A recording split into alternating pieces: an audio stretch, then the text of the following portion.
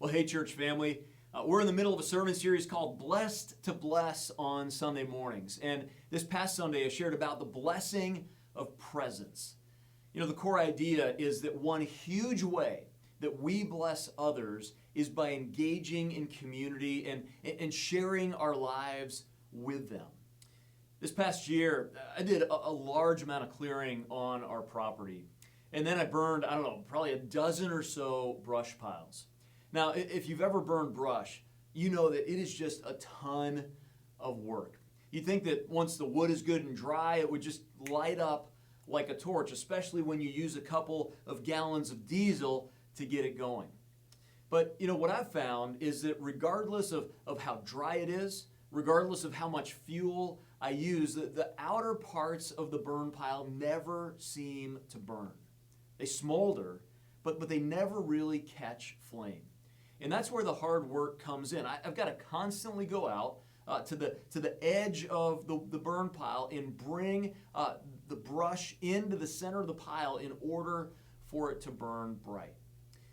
You know, there's a spiritual principle here. When we're with other people who are seeking the Lord together, we burn bright for Christ. But when we're on the fringe, it's easy for our light to dim.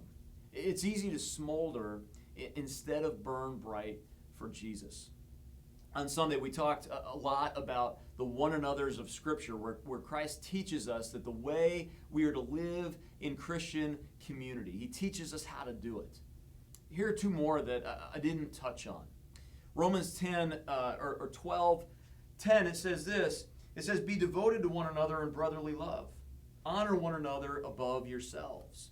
And then Galatians 5:13, it says, "You, my brothers, were called to freedom, but do not use your freedom to indulge the sinful nature. Rather, serve one another humbly in love." Be devoted to one another. Serve one another. You know, many of us, we have friends and family members who may have burned brightly for Christ at one time in their life, but right now, due to COVID and not being able to be together or other circumstances, they're outside of the center of the circle, and their bright red ember is beginning to fade. One way to serve them and be devoted to them is to reach out and help them back into the center of the fire where God is at work so that they can burn bright again in their faith.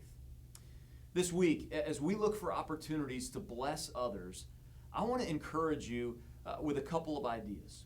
I want to encourage you maybe to write a letter or to make a phone call, to grab a coffee date, to reach out to somebody who's on the fringe, who needs to be brought back in. Pray about it.